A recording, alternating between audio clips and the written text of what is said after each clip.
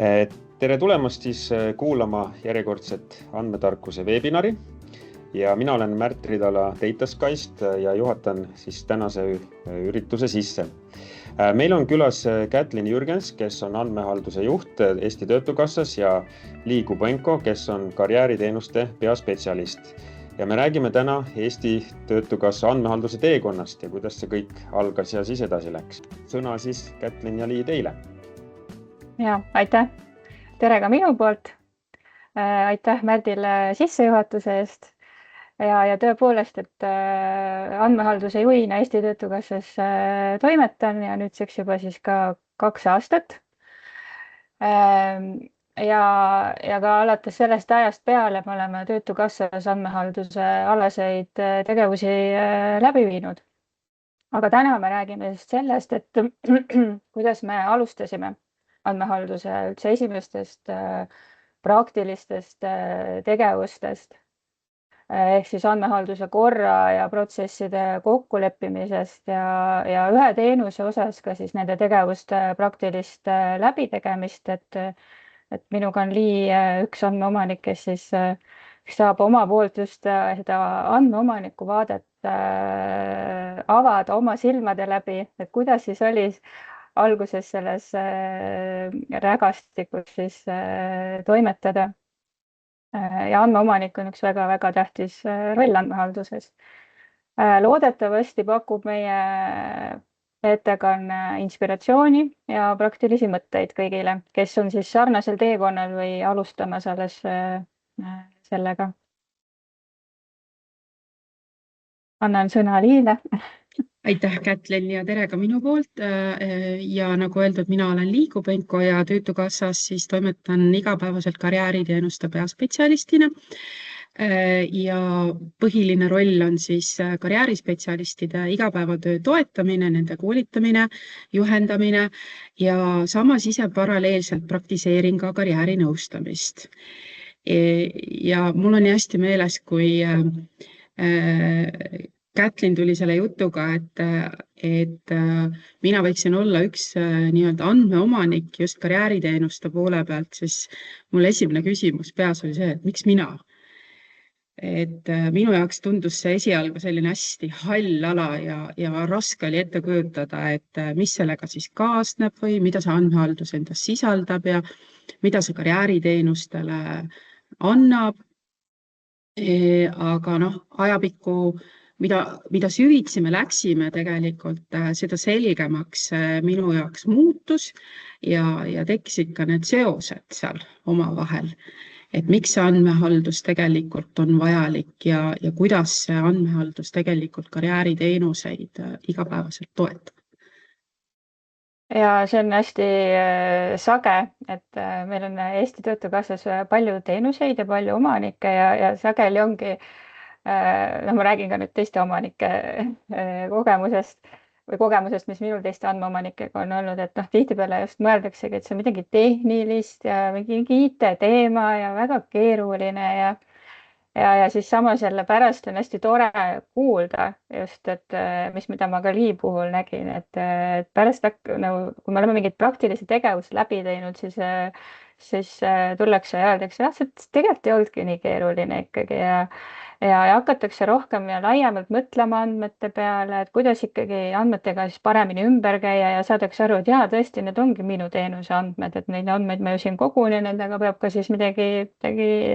tegema.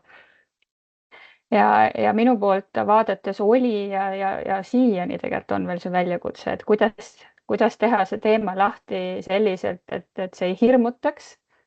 ega ei jääks liiga tehniliseks. Et ikka ma pean ka kogu aeg ennast edasi arendama ja mõtlema, et kuidas ikkagi veel lihtsamini ja veel paremini kõik seda valdkonda selgitada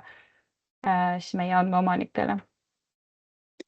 Ma olen väga nõus sellega, mis sa praegu just Kätlin ütlesid, et see andmehaldus ei ole pelgalt selline kompleksne tehniline protsess, kus üks inimene teeb selle juhendi valmis ja siis kõik ülejäänud töötajad hakkavad seda siis juurutama. Et ma mäletan seda hetke, kui ma Töötukassasse tulin ligi 10 aastat tagasi, siis kogu aeg käis mu tagakuklas oli see küsimus, et oi, kui palju andmeid siin tegelikult kogutakse ja mille jaoks neid andmeid tegelikult üldse vaja on ju, et mida nende andmetega üleüldse nagu tehakse ja lõppude lõpuks kerkis veel see küsimus üles, et aga keegi ju peab need andmed ära ka haldama, on ju. Et kui sa endale tegelikult ei teadvusta, et milleks need andmed vajalikud on, siis võib väga lihtsalt tegelikult nagu eksida seal juba andmete sisestamise juures ja see tulemus, mille jaoks neid andmed siis kogutakse, on ebatäpne, aga kui sa teadvustad endale, et milleks need vajalikud on ja kuidas see sind tegelikult igapäevatöös aitab, on ju, siis sellega tegelikult sinu suhtumine andmete kogumisse, sisestamisse, infosüsteemis, see kõik muutub. Et selles mõttes jah, ajapikku sai nagu selgeks see küsimus, et miks me neid kogume, mis mul algusest peale oli Töötukassasse tulles, on ju see andmehalduse protsess tegelikult tõi väga palju selgust sellesse. Ja kui meie teekond algas, siin siis mõned aastad tagasi, siis tahaks ka seda öelda, et me ei olnud päris tühja lehe peal, et me pidanud alustama täiesti algusest, et Eestis on tehtud tugevat tööd ikkagi, et pakkuda selliseid andmehalduse alusraamistikke ja on ka päris palju erinevaid selliseid nõudeid, et need olid siis meie selliseks nagu aluseks. Aga meie väljakutse oli just see, et kuidas siis panna need raamistikud ja nõuded just meie organisatsioonis tööle, meie organisatsiooni teenuste tasandil tööle, kuidas tuua see kõik päris ellu ja et just, et kuidas seda kõike teha nii, et meil on hästi. Ja selle jaoks siis me lähenesime sellele selliselt, et me kaasasime kolme teenuse juhid, kes olid siis tulevased andmeomanikud ja me kaasasime nad kohe sellesse protsessi algusest peale. Ja üks nendest oli ka siis Lii, kes meile praegu kogemust jagab. Ja algus oli ikkagi üsna selline, ütleks isegi natuke konarlik meie jaoks, kuna kõik oli nii uus ja see protsess oli vaja kõik hästi põhjalikult läbi mõelda. Me ikka vaidlesime alguses päris palju, et kui me seda juhendit koostasime ja kui me neid rolle jagasime, kes mille eest vastutab ja mõisted, need mõisted olid sellised asjad, ma mäletan, nende üle meil olid ikka sellised päris tulised diskussioonid, et kuidas me neid mõisteid ikkagi organisatsioonis defineerime, kuidas me nendest aru saame, kas me saame nendest ühtemoodi aru ja see algus just oli minu arust selline hästi olulise kaaluga, et kui see mõistete osa meil seal nagu ja rollide osa ja rollide jaotus sai nagu paika, eks ole, et siis me läksime nagu edasi. Ja, et see mõistete juures oligi hästi, tagantjärgi natuke naljakas on ju, et kuidas et inimesed saavad hästi erinevalt aru mõiste olemusest ja ka sisust, siis me pidime just nagu andmehalduse, ma mõtlen praegu just andmehalduse alaseid mõisteid, et me pidime need tegema selliseks, et kõik, kes meil seal pilootgrupis siis olid, et kõik saavad ühtemoodi siis aru, sest et me pidime ju minema pärast selle valmis dokumendiga, valmis protsessidega ju ka kõikide teiste teenuse omanike ette. Et see tähendas, et me pidime ise ju täiesti ikkagi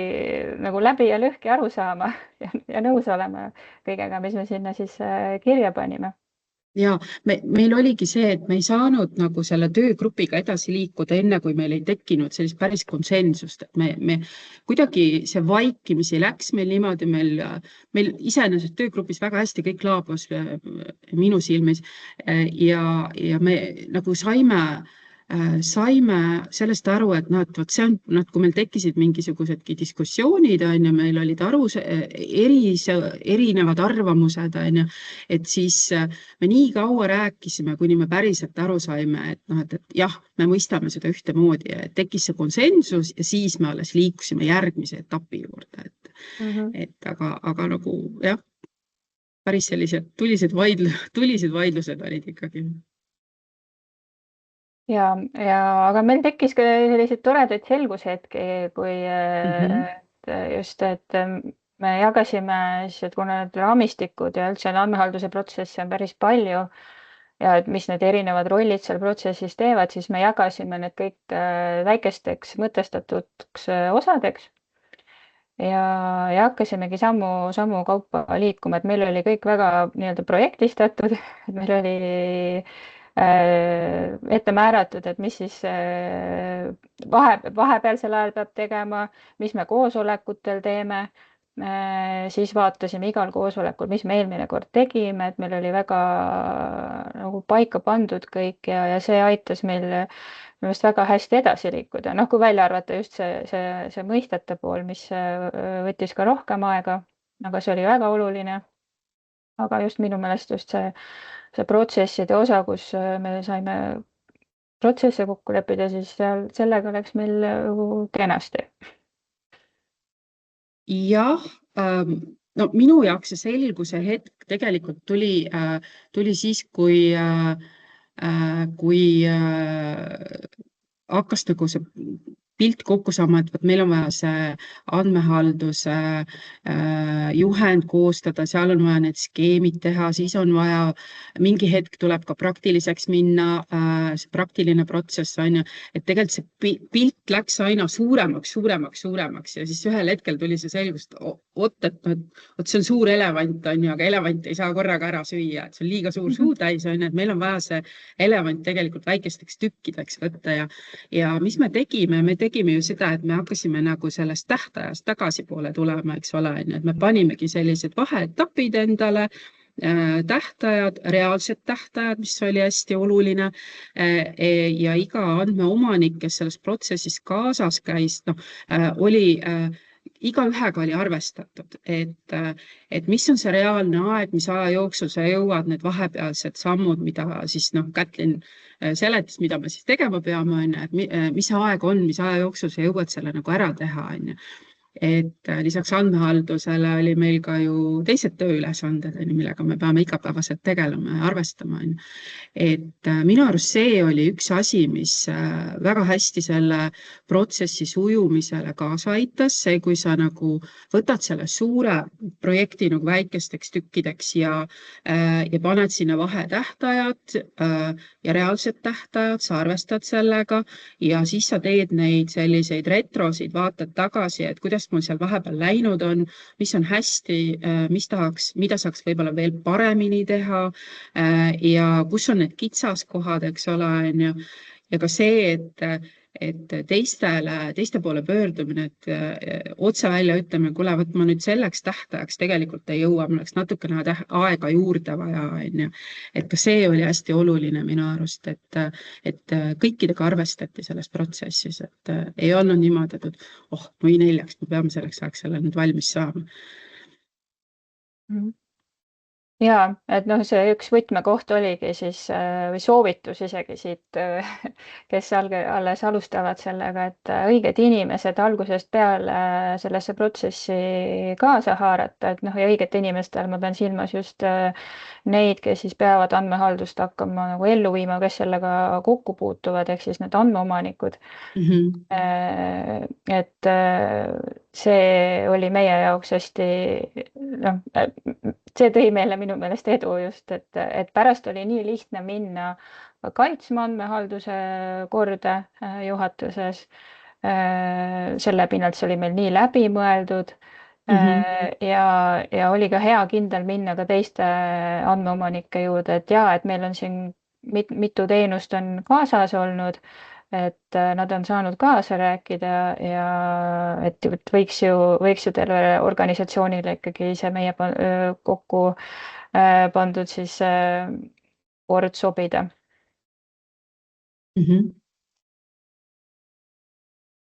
Ja ega tegelikult, kui nagu mõelda selle andmehaldussüsteemil ja korra loomise peale organisatsioonis, siis mida mina avastasin, et kohe peaks mõtlema ka selle infosüsteemi ülesehitusele, et kuidas see infosüsteem tegelikult toetab andmekvaliteedi tagamist ja kuidas seda andmekvaliteeti siis infosüsteemis tagama hakatakse, millised need kvaliteedireeglid on, kuidas neid infosüsteemis kontrollida. Ma mäletan see moment, kui me neid ärireegleid tegime karjääriteenustele, siis Kätlin kogu aeg küsis, aga kuidas sa seda infosüsteemis kontrollid? Ja siis ükskõik mis kandi pealt ma mingit ärireeglite puhul nagu proovisin ja ikka ja jälle ma jõudsin sinna samma punkti tagasi, et mul ei olegi võimalik seda infosüsteemis tegelikult kontrollida. Ja sain aru, et meil on tegelikult väga palju selliseid ärireegleid karjääriteenuste vaates ja kokkuleppeid, aga need on kõik sellised infosüsteemi välised, meil on ka infosüsteemis sees kontrollitavaid ärireegleid, aga neid on ikkagi tegelikult vähem,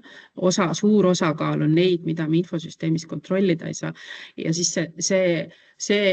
ahaa-efekt oli minu jaoks, et ma nagu mõtlesin, et huvitav, miks infosüsteem tegelikult meil ei toeta nende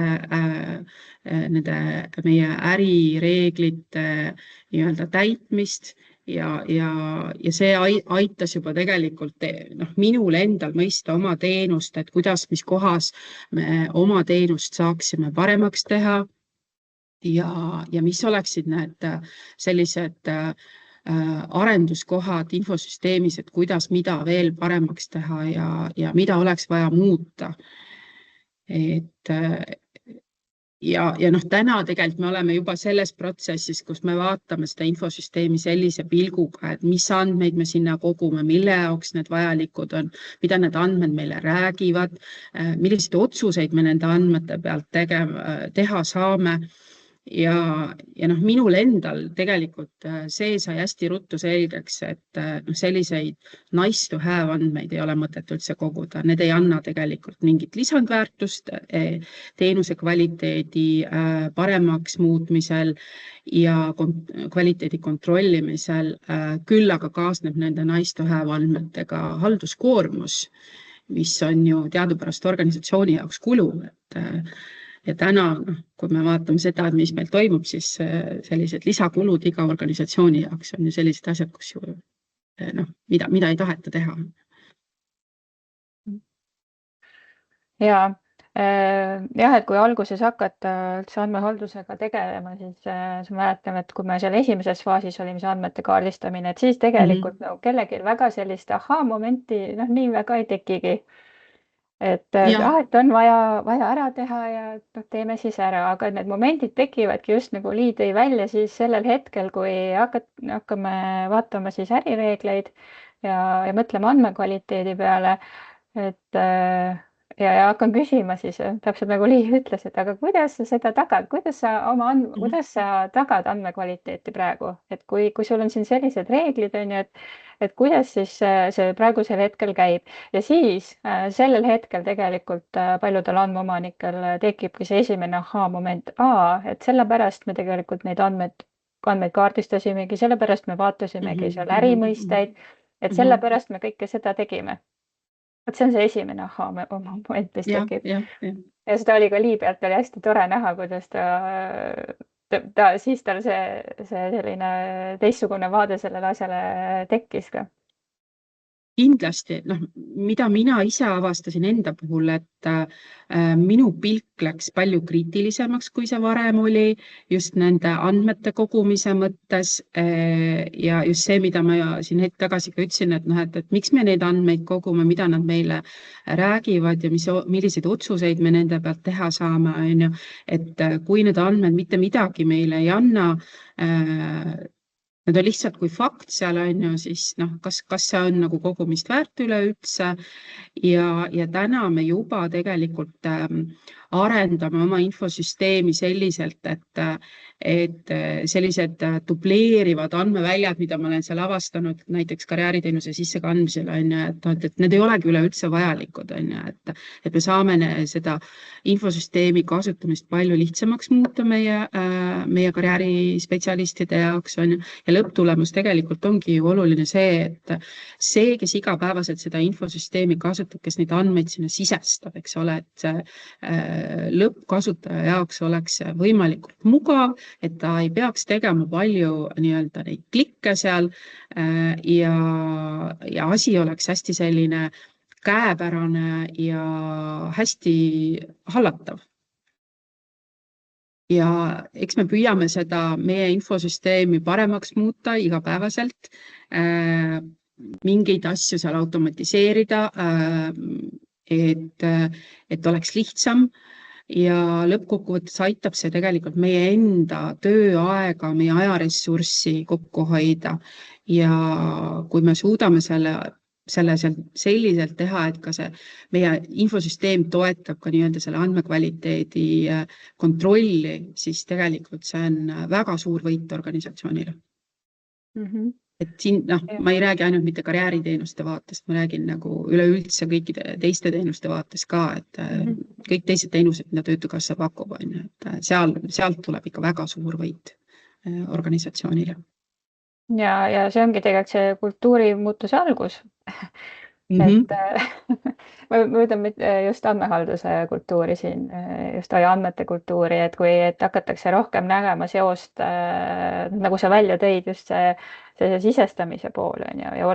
et see andmete sisestamise pool, haldamise pool ja organisatsiooni otsuste vahel, kui seal hakatakse nägema seda nagu klikki on ja, et sealt midagi tuleb on ja siis see ongi juba see kultuurimuutus ja see mõtteviisi muutus, et andmepõhine mõtlemine on ju, et siis sellel hetkel on see muutunud siis sellest tehnilisest IT-teemast ikkagi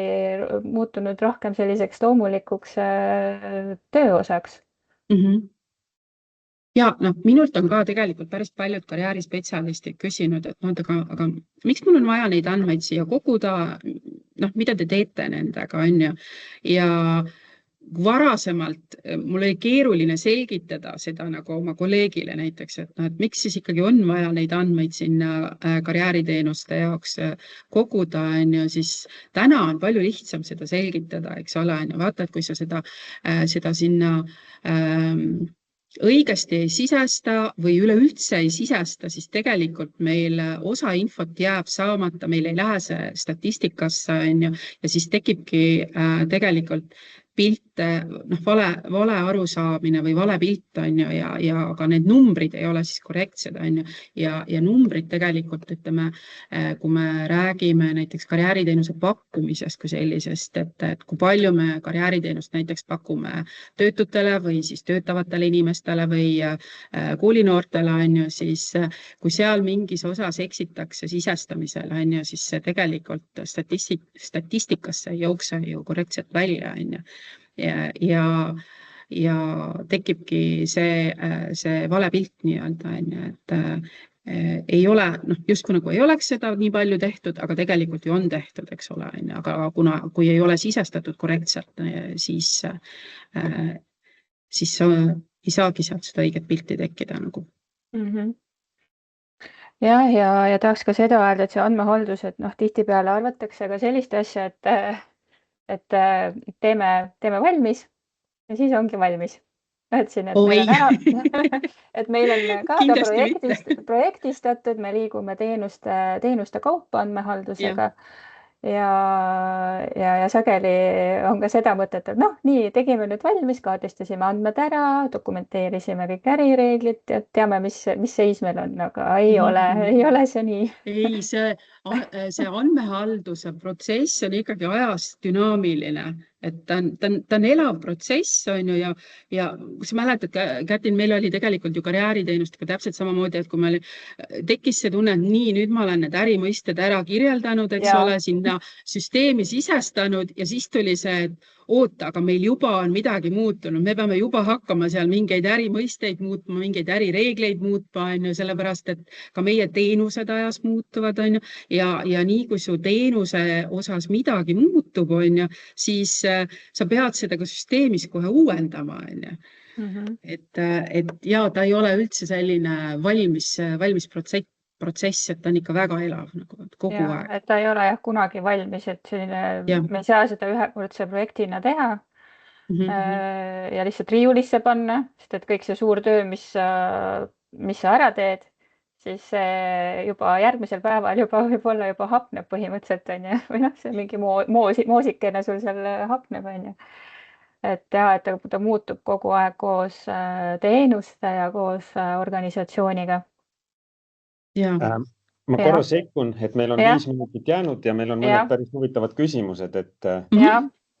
et Rasmus Kass küsib, et kui te olete nüüd andmehaldust rakendanud, kas olete püüdnud ka andmekvaliteedi rakendamise maksumust ja andmekvaliteedi paranemisest tulenevat kasu või hinnanud andmekvaliteediga tegelemise mõju teenuse kvaliteedile? Või äkki te oskate mõne hea näite tuua, et kus nüüd nagu elu Eestis ja Töötukassas läks kohe oluliselt paremaks tänu teie projektile? See oli minu küsimus. Aitäh küsimuse eest, et meil on praegu selline faas, et me ei ole reaalse andmekvaliteedi mõõtmiseni veel jõudnud. See on meie järgmise aasta eesmärk. Et me olemegi tegelenud, just kuna meil teenuseid on siin väga palju, siis me oleme teenuste kaupa just tegelenud seda andmete kaardistusega, et millisele andmeomanikule üldse, millised andmed kuuluvad, andmeomaniku siis rolli ja juurutamisega läbi selle andmete kaardistamisega, et millised andmeid mingi teenus kasutab ja lisakski siis, millest siin Lii rääkisid, just see ärireeglite pool, et me oleme ära dokumenteerinud praegu selle seisu, et milliseid ärireeglid meil on, millised andmekvaliteedi reeglid seal olema peavad ja kuidas meil praegu süsteemides üldse see andmekvaliteedi tagamisega lood on. Et kas me suudame praegu nendele reeglitele vastavat kvaliteeti siis ka läbi infosüsteemi tagada. Aga see, mis meil pärast hakkab sealt nägema, kuidas see andmekvaliteet on, ja see on järgmise aasta projekt, nii et võib järgmine aasta siis minu käest küsida, et kuidas meil läheb sellega. Siis on küsimus Hanna-Greta Veersalult, et milliseid tehnoloogilisi vahendeid te andmehalduseks kasutate, näiteks kvaliteedi juhtimiseks, andmekirjeldusteks ja nii edasi? Ja meil on kasutusel praegu andmehaldustarkvara